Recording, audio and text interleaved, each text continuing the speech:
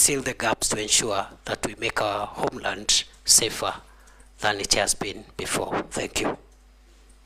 Minority Leader. Thank you, Mr. Speaker.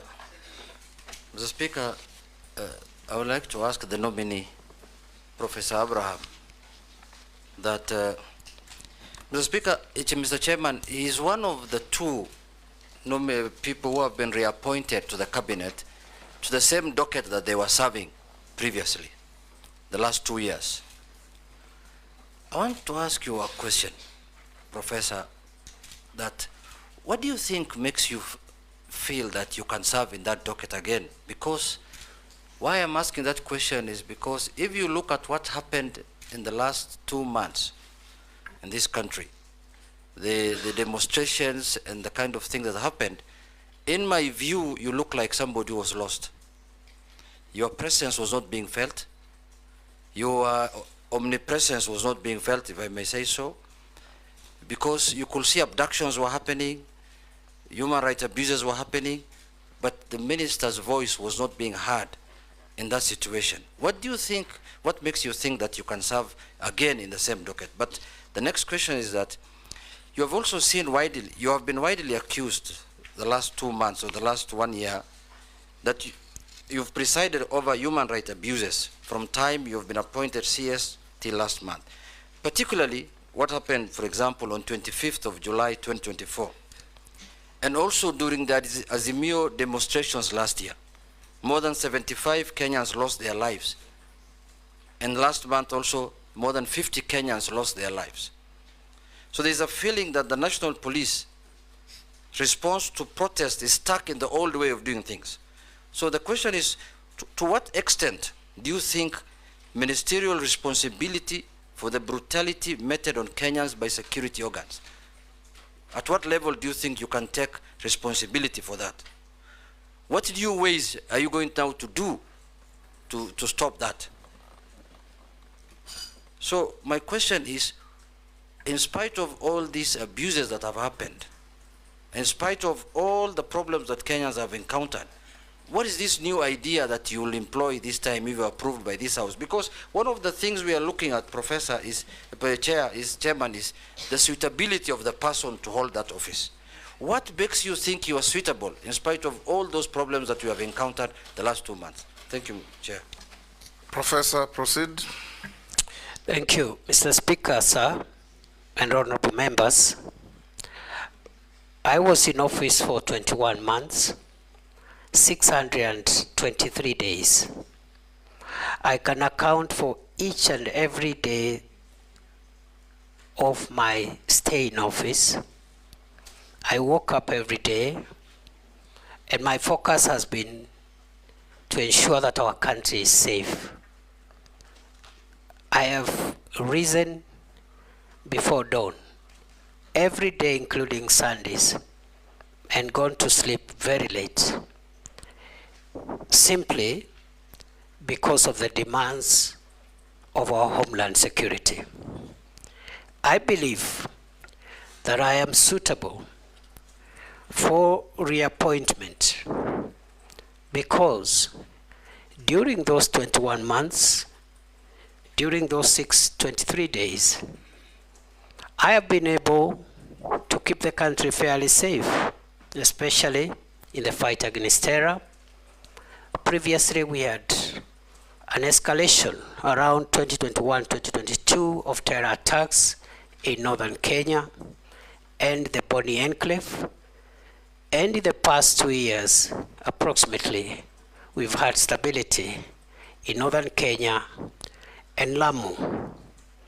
I believe I am suitable, Honorable Speaker, because the crime of banditry has been reduced significantly, in my estimation, by more than 75%, even if pockets of insecurity continue to be experienced.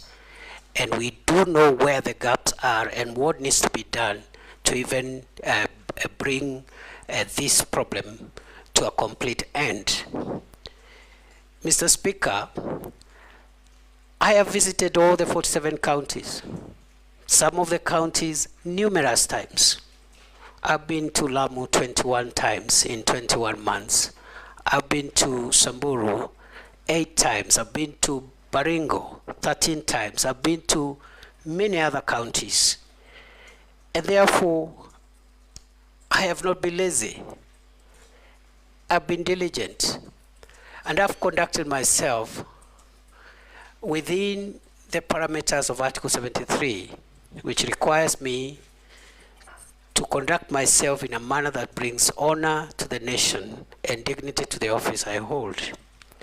I have worked with officers at the headquarters, but I've also sat down in numerous meetings to work with officers at regional, county, and sub-county levels to make sure that we share decision-making processes and decision implementation processes.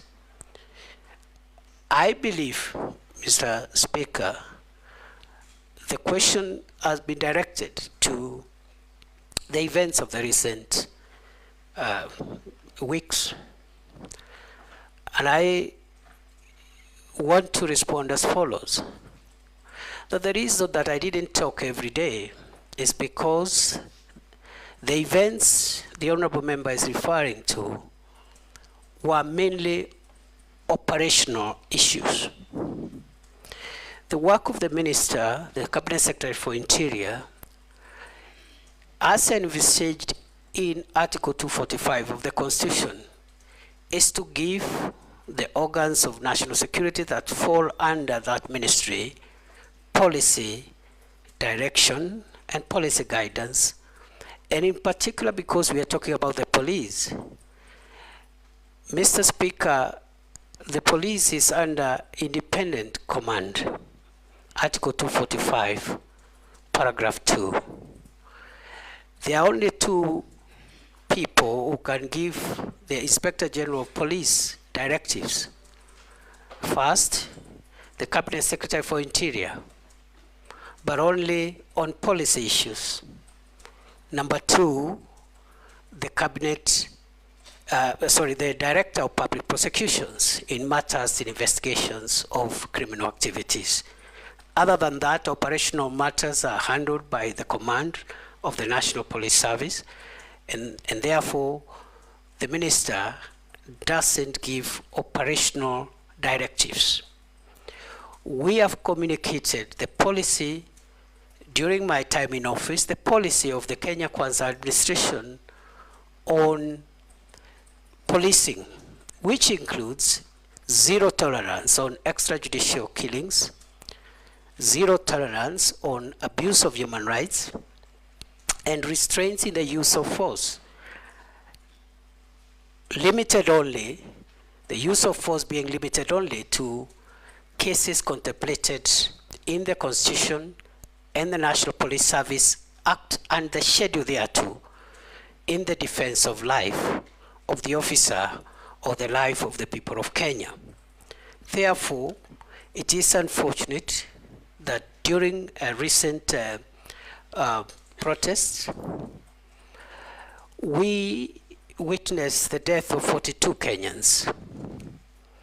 We also had injuries, 486 civilians and 385 police officers were injured. We had about 1,387 arrests. We had 54 police cars destroyed and 110 motor vehicles belonging to the people of Kenya also destroyed in those protests. And therefore, I want to submit as follows, that the operational responsibility of policing lies with the command of the National Police Service.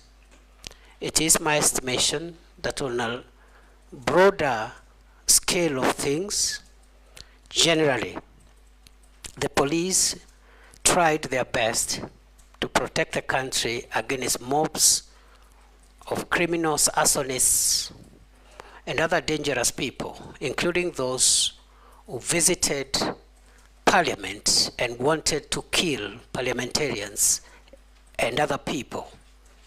the police did their best. And in the event, as it is possible, that any officer went beyond what is allowed in terms of the use of force, it is now the work of the independent police oversight authority and other accountability agencies to help the country to bring to closure the issue of justice for excess use of force. I want to submit as follows, Mr. Speaker, that even beyond the police having independent operational command, the issue of the use of firearms by a police officer is individual. If you read the National Police Service Act and the Schedule 6 to that Act, every police officer has individual responsibility on how they use firearms. You cannot, the Inspector General of Police will not be there to tell the police, the officer, shoot this one, don't shoot this one. There will be an operational order that will generally guide the police officer. So the accountability of the IG will be on the operational order, which is publicly available, whether that operational order met the constitutional threshold, but the use of force by individual officers is an individual responsibility issue.